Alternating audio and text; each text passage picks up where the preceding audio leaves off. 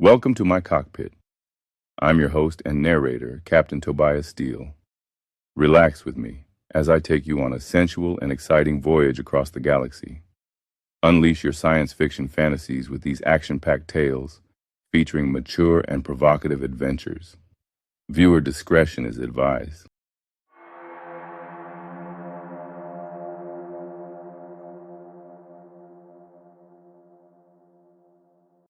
The History of the Darkstar Commandos, Story 2, Part 2.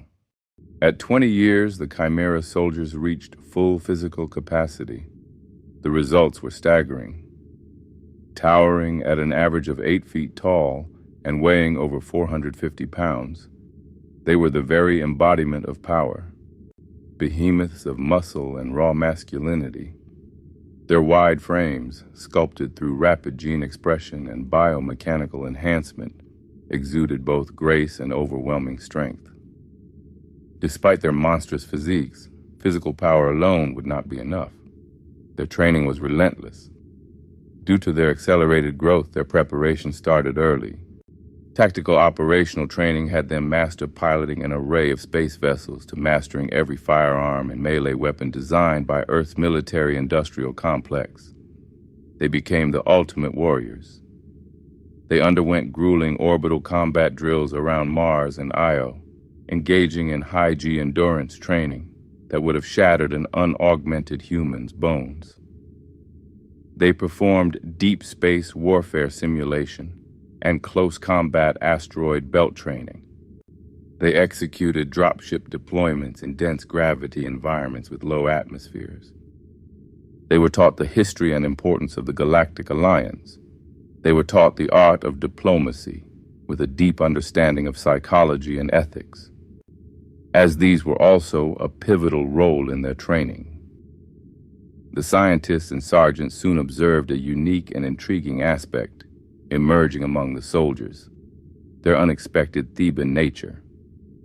Just as the ancient warriors of Thebes had forged powerful emotional bonds rooted in loyalty, brotherhood, and admiration, the super soldiers formed similarly intense connections with their peers.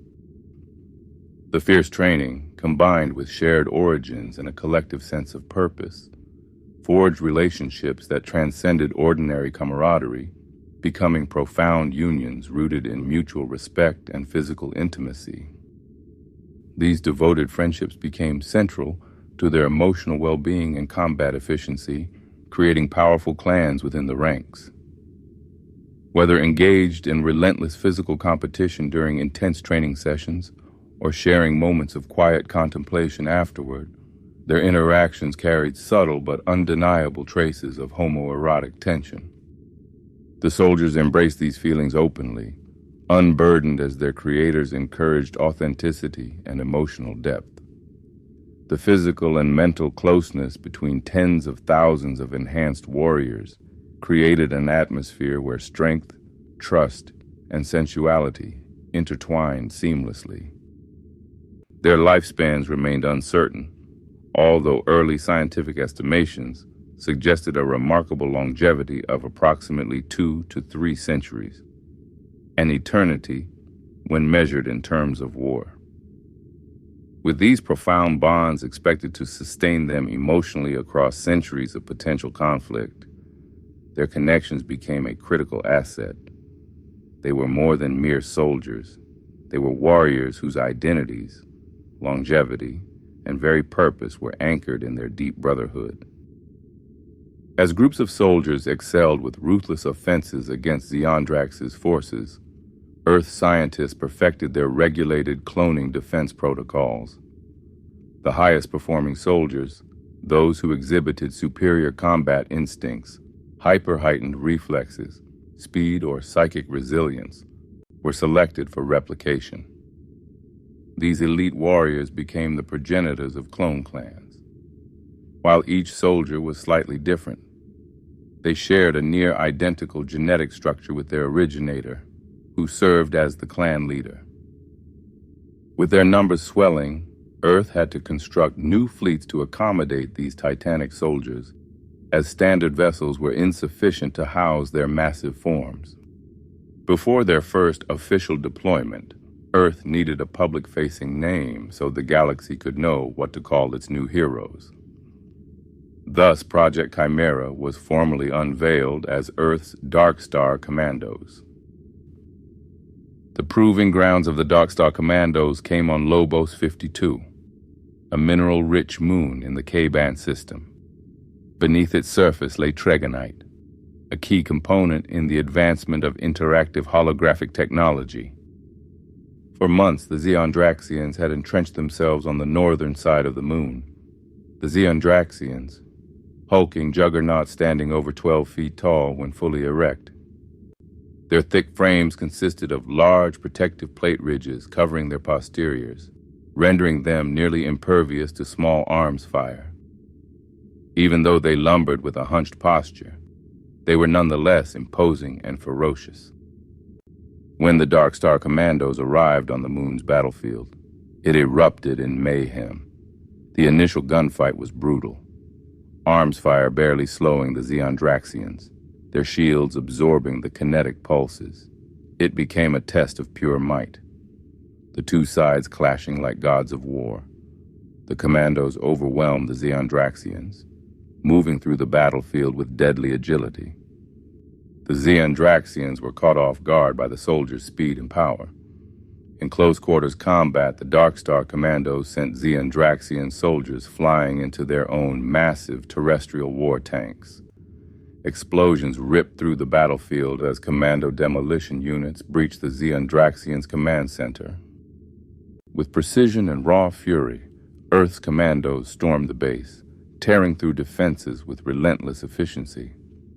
Key structures collapsed, fire engulfing the Xeondraxian stronghold.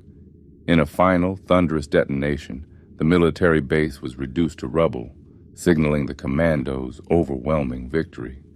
Lobos 52 was now under Earth's control. When the dust settled, Earth's titans stood victorious, drenched in the blood of their enemies, their strength and training proven. Within 85 years, Earth's Darkstar Commandos numbered in the hundreds of thousands, their presence becoming an overwhelming force that gradually restored stability and security to previously devastated colonies.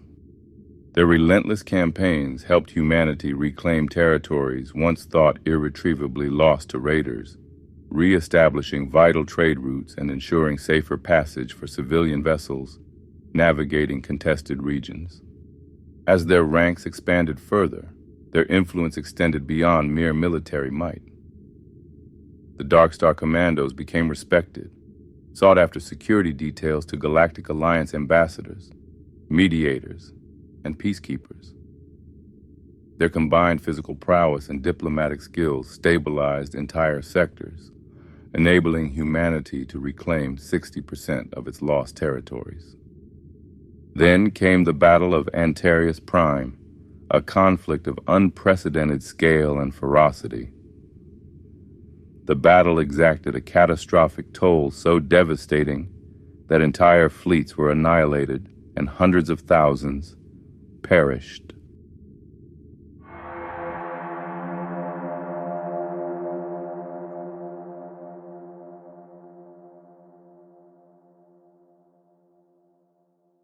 The end of Story 1. Please feel free to leave a comment, like, or subscribe. It helps share this story with other science fiction listeners. To view Story 2, The Battle of Antareous Prime, click the thumbnail on the screen or visit the playlist.